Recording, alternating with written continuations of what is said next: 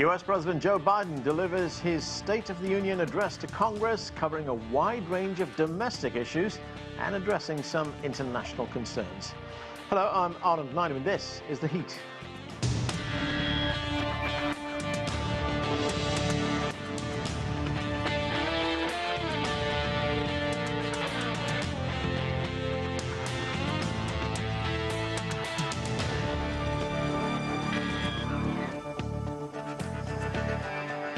It's a yearly tradition required by the US Constitution. The President gives Congress his take on the State of the Union, but it has become, over time, a political spectacle, especially when Congress is deeply divided.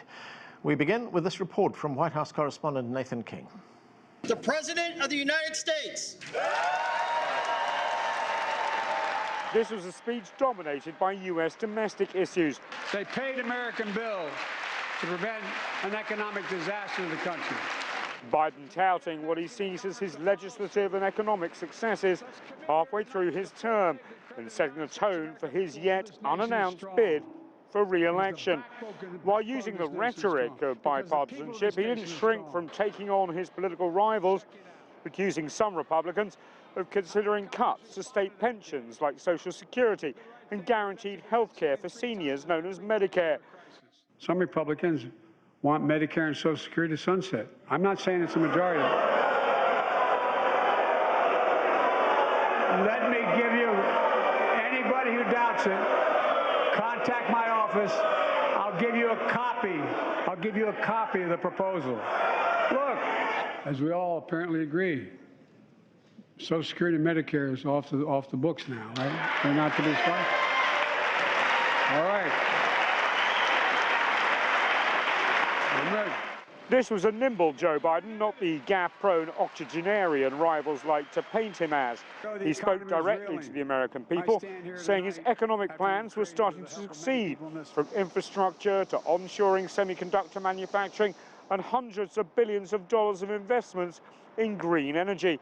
He talked of creating the jobs that would keep people in their hometowns.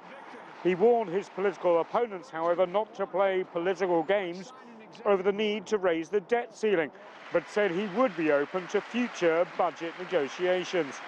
The US President also addressed the issues of both gun and police violence. The family of Taihe Nichols, killed after a brutal beating by law enforcement in Memphis, were in the audience, as was Brandon Say, the 26-year-old who disarmed the gunman during the Chinese New Year massacre in California last month.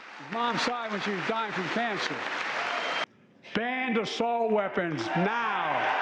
Ban them now. Once and for all. The president was light on foreign policy in this speech, speaking of his commitment to Ukraine. He also addressed what he called competition with China, but only alluded to the balloon incident without mentioning it directly. In many ways, this felt more like a campaign speech than a State of the Union speech, not speaking to the congressmen and senators in front of him, but speaking directly to the American people, who may feel the circumstances are not the best right now. The big question for Joe Biden is whether this speech will help his struggling poll numbers and put him in a position to win a second term as US president. Nathan King, CGTN, outside the White House. There is a lot to discuss. Let's bring in our panelists. Joseph Williams is a former senior editor for the US News and World Report. He joins us right here in Washington, D.C. Also here in D.C., Anton Fedyashin is a history professor at American University.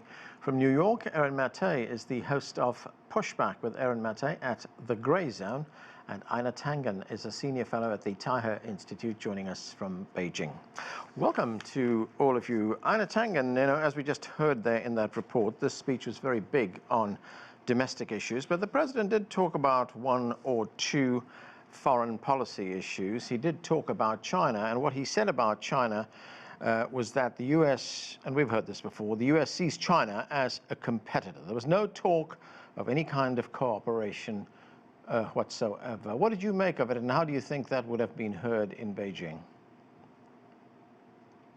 Well, I mean, they were expecting, I think, a lot more vilification. They thought there'd be more references to the balloon, et cetera. Actually, in the written speech, China was only mentioned 5 times. He did ad lib, obviously, in his speech, but I would say overall hopeful. I mean, the rhetoric was definitely toned down. It wasn't an attempt to blame everything on China. So actually, I have some hope. So did you detect, Einar, that there is some sentiment now in the United States towards some kind of rapprochement with China?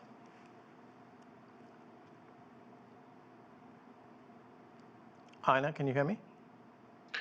Yeah, I don't know if it's necessarily a rapprochement entirely, but I think they're rethinking the tactics of scheduling meetings and then, shortly before the meetings, trying to create issues in order to hijack the meeting itself. I mean, in the 7 days prior to the time that Blinken announced that he was going to have a meeting with in Beijing, you had a 4-star general saying that there's going to be war in 2025. They canceled a $700 million corn facility in North Dakota. They were, saying to both Japan and South Korea that China was a threat.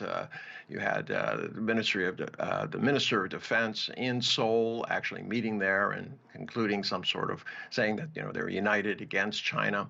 Arms to Taiwan, also the visit of the Speaker of the House, McCarthy, to Taiwan.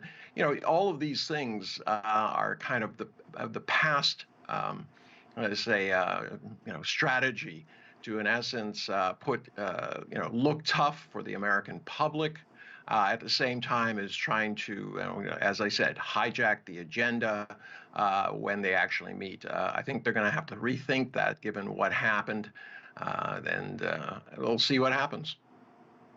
Anton Fedyashin, the other foreign policy issue that the President talked about was, of course, Ukraine. That is a conflict that is preoccupying the entire globe right now. This is what the President said. Let's listen. We did what America always does at our best. We led. We united NATO. We built a global coalition. We stood against Putin's aggression. We stood with the Ukrainian people. So, Anton, I mean, listening to that, it was sort of sentiments that we've heard before from President Biden and others in his administration, but there was absolutely no talk of bringing this conflict to an end. I mean, was this directed at the domestic audience, and how do you think it played with them? I think this was directed more at the Ukrainians themselves, at America's allies in Europe and several of them in the Pacific, to the rest of the planet, where roughly 85% of our planet's, the globe's population lives. These sentiments are not terribly relevant. The U.S. hasn't unified the global public opinion. Most of it has taken a non-committal attitude towards the war. So for me, however, the real interest here in the speech last night was how little foreign policy actually mattered in it. And if this is a soft campaign launch, which everyone is pretty much talking about today, including Nathan in his introductory package, I think this is a sign of just how little international relations will matter, just how much the Biden administration and his advisors understand that the American people care more about what happens in their own country and much less about what happens beyond their borders. And for the Ukrainians, and the ambassador was there and she was acknowledged, for the Ukrainians, this is very bad news, because it means that the country's attention has already turned, that this speech is simply registering facts on the ground. And if Vladimir Zelensky thinks that it was tough to raise weapons to fight the Russians, when this war will come to an end, which of course it will, his attempts to raise money to rebuild the country may prove even more difficult. But Anton, is it really bad news for the Ukrainians, because they continue to get a great deal of aid from the United States and its allies, as well as weapons? Yes, but again, Anand, the aid is contingent on the Ukrainian conflict being more or less at the center of the media narrative, which of course affects the Congress and the Senate, the politicians. Once Ukraine is displaced, once the violent, acute part of this tragedy is over, the American public will turn its attention elsewhere. And by the way, the U.S. has a long history, for good and for bad, of getting itself involved in distant conflicts where not much is at stake, and then simply losing its interest. And with that goes the money. Think of the Afghan War of the 1980s, and then the precipitous withdrawal of the United States from that region after the Soviets withdrew their forces in February of 1989. Aaron Mattei, as Anton told us a moment ago, the president hasn't unified global public opinion, but in his speech he said, we built a global coalition. That's not true, is it? No, that global coalition doesn't include much of the world, and I think partly because the world recognizes that the U.S. sanctions on Russia have hurt them. They've helped raise food prices. They've helped raise prices for commodities, and especially for the poor nations, this means disaster. I think also there's a recognition that for all the talk that Biden has about uniting the world, there's been no interest in diplomacy, despite multiple opportunities. Before the invasion, Russia put out draft treaties to the U.S. trying to address its security concerns, which even veteran U.S. diplomats like George Kennan have long acknowledged are legitimate. After the war began, there were efforts at peace talks between Ukraine and Russia, brokered by Israel and Turkey. We've just heard former Israeli Prime Minister Naftali Bennett say that it was the West, namely the U.S. and UK, that blocked the outline of a peace agreement between Russia and Ukraine. I think we don't hear that in the U.S. media because it's not reported, but around the world, people are aware of this, and people accordingly are not united behind this proxy war. Right, I don't want to go off topic here. I mean, we want to stay with the State of the Union, but Aaron, the fact that the United States is blocking these peace talks, I did see that conversation that Naftali Bennett had, his podcast, in which he talked about this. I mean, what is the U.S. goal then by blocking this? The goal is, in the words of Lloyd Austin, the defense secretary, to weaken Russia, or in the words of Lindsey Graham, the Republican senator from South Carolina, to fight Russia to the last person. Basically, it's long been recognized that if the U.S. can fuel a proxy war in Ukraine, that will draw Russia in and bleed Russia and possibly redound to regime change in Russia. But if Russians get fed up with the toll of the war and the economic sanctions that result.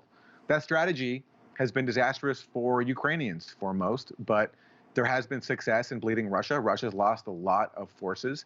And so I think the U.S. strategy is simply to draw this war out for as long as possible without sparking a direct NATO-Russia conflict, essentially use Ukrainians as sacrificial pawns.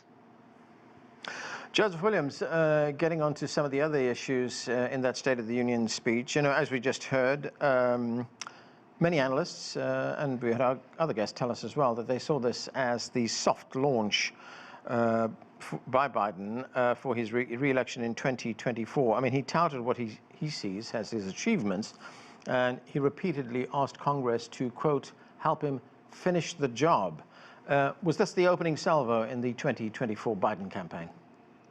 Absolutely, and you just got a preview of what's likely to be on the Biden bumper sticker, finish the job. I mean, he repeated it a number of times. He also was touting his economic record, his record of bipartisanship, at least such as it is in Washington now, a couple of minor bills and some incremental progress on a few things with Republican help.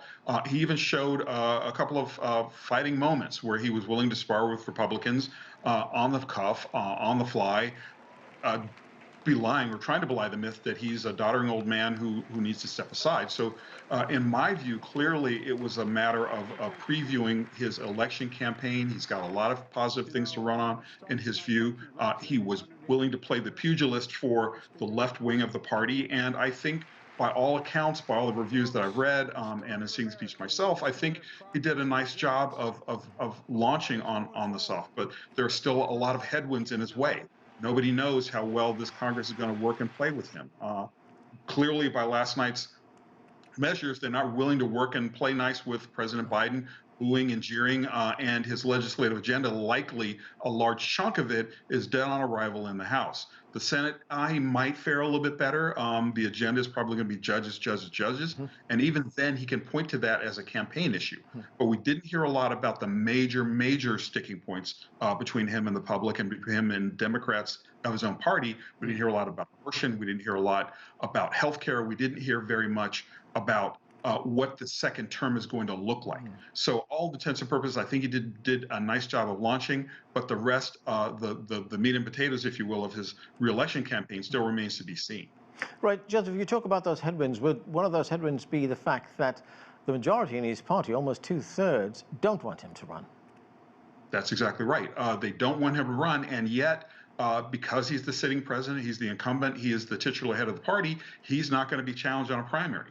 So it makes it really difficult for him to convince all of his doubters, many of whom are not only in his party, but out in the general public, that a man who turned 80 in office can serve until he's 86, and that he has the energy, the stamina, and the capacity to get things done. So he's got a lot of doubters. The headwinds are there. He feels he can take them on, and the country is just going to have to wait and see how well he performs in his last year and a half before he officially hits the road to start campaigning. Aaron Mehta, we have been hearing for some time now, political pundits, analysts talk about Biden's mental faculties, his physical ability to do the job. They point to his gaffes, memory lapses, speech issues. As Joseph just pointed out, Biden is now 80 years old. He will be 82 in 2024. I mean, is he going to be capable of, firstly, campaigning and then serving as president for another 4 years? I can't make that diagnosis, but I share the concerns that have been made about what's observed about his behavior. What I will say, though, is I'm more alarmed by the behavior of Biden's cabinet members like Victoria Nuland and Jake Sullivan. Just today, Seymour Hersh, the legendary reporter, put out a story asserting that the U.S. was behind the bombing of the Nord Stream 2 and that these senior Biden administration figures were involved in planning the covert operation, the Nord Stream 2 being that pipeline between Germany and Russia. And I'm worried about the mindset of these people in Biden's White House that have given us a disastrous proxy war with Ukraine, and by the way, are not really wanting to talk about it. As was mentioned before, Biden's foreign policy didn't get talked about very much in his speech last night. 200 words about the war in Ukraine. So this major foreign policy issue, huge risks, huge cost to the American people, only gets 200 words in a State of the Union speech. I found that very striking. Thing is, Aaron, there's people that you talk about that surround Biden. If he does run for election, and he does win, let's say, has another 4 years, those people are still going to be there. Yes, they will. And I shudder to think what more damage they could do to the world. The problem the Democrats face is if Biden doesn't run, who would? Just recently, there was an article in the New York Times about Kamala Harris. And the Times had to report that in their efforts to do a story about Kamala Harris, aides to Harris gave them a bunch of names to go talk to in the hopes that these people would say favorable things, but none of them could because they don't see Kamala Harris as a capable political figure. So if Biden doesn't run, Democrats face a serious problem. Anton Fedyashin, I want you to put your history professor's cap on right now. I mean, have you seen, if we look at the performance last night, I mean, the president was shouted down by the opposition Republican Party members so many times. I mean, have you seen the country more divided than it is right now? And what does this portend for the future? You know what? The U.S. has been divided before. It's just not come out this way. If people think back to the 1964 election, Barry Goldwater on one side, very conservative, Johnson on the other, there were some pretty deep divisions. The huge difference back in the 60s was that the Cold War kept everyone focused, and it kept the social political consensus in the United States going. It kept it solid. Nowadays, of course, there isn't that existential conflict. Even though Joe Biden made the Ukraine war sound like it's an existential conflict, we know it isn't for the West, despite the narrative, because if it were, NATO would be fighting the Russians directly. Now, in terms of the behavior during the speech yesterday, we haven't seen anything like that before. Now, people in Europe, especially in Great Britain, for example, folks who are used to the Prime Minister's questions would be used to that kind of back and forth, certainly not in the United States. It had a schoolhouse feel to it, which is very unusual. We may see more of that in the future if this internal division continues.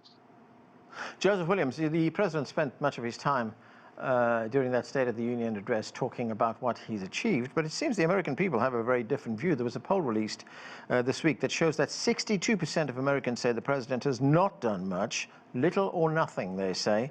36% say he's accomplished a great deal. So is the State of the Union as strong as the president argues, and does he really make a good case for re-election? Well, it depends on where you sit. I mean, if you're an economist, if you're at Goldman Sachs, if you're anybody who works with numbers, data, et cetera, you think the country is doing awesome because the numbers are all up, the stock market is doing very well, all the right measures are pointing in the right direction. But there's a lot of pessimism out there. I mean, look, we're dragging through our third year of COVID. The emergency may be over, but the virus gets the last word, and it's still out there. There are people who are still paying more for eggs, milk, butter, and cheese. There are people who are kind of feeling this sort of general angst that things aren't the same way that they were.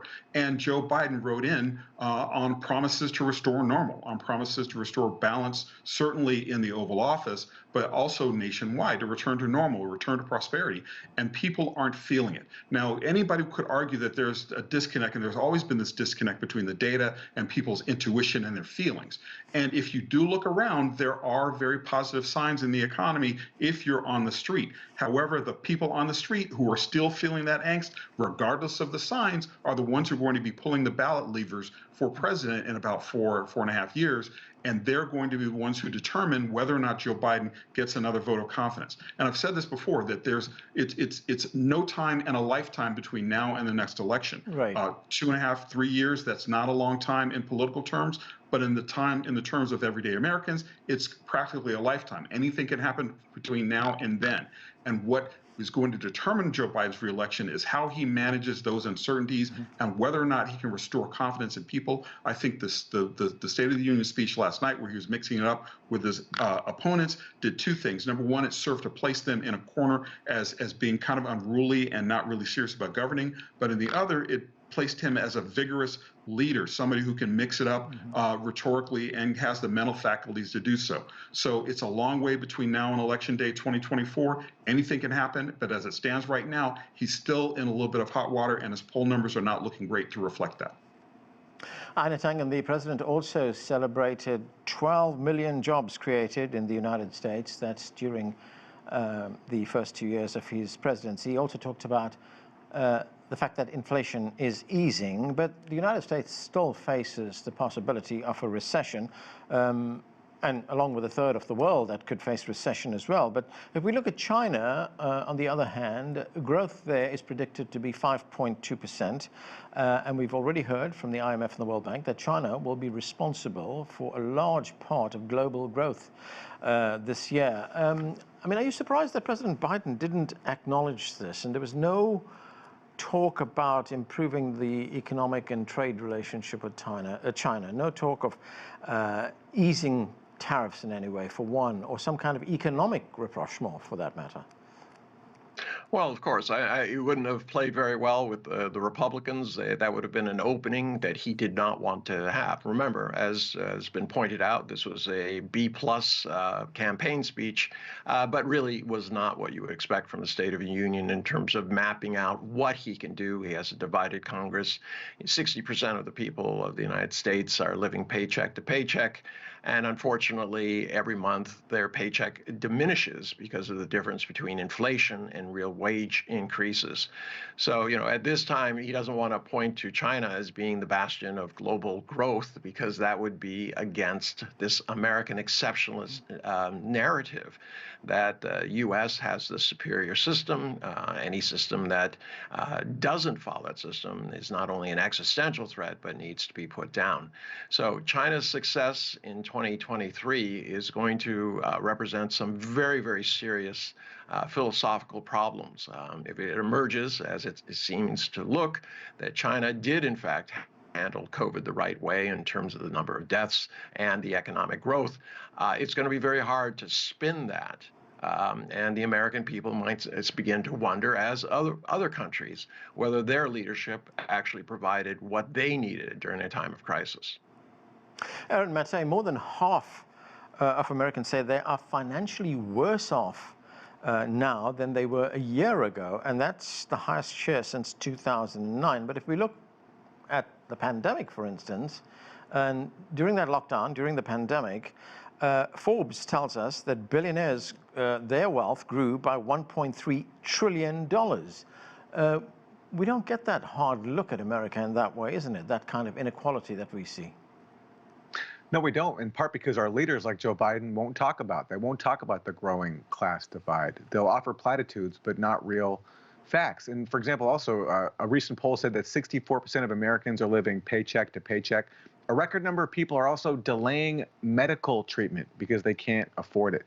So for Biden to claim that he's a impactful president that's helping the working class people is completely out of sync with people's lives. And if it continues like this, you might see a repeat of 2016, when Donald Trump came along, pretended to be a working class champion, but some voters saw the alternative, which was Hillary Clinton, with the same neoliberal policies, and thought, why not? Let's go with the reality TV show host. So I think unless Democrats make a major improvement on that score, they could be in trouble. And Republicans had an opportunity, if they wanted to, when it comes to Biden, because he accused them of wanting to cut Social Security, which is accurate, and that means they can't really approve him of being, they can't accuse him of being a hypocrite, because in the past, he's advocated cutting Social Security. But because they advocate that too, they can't use that against him. That's right. I have seen that tape of him calling for cuts to Social Security. I'm afraid that's where we have to leave it. We have run out of time. Thanks to all of you for being with us. That is it for this edition of The Heat, but the conversation continues online. Join us on CGTN America's Facebook page to comment on this or any other show, or chat with us on Twitter at CGTN America. I'm Anand Naidu in Washington, D.C. Thank you for watching.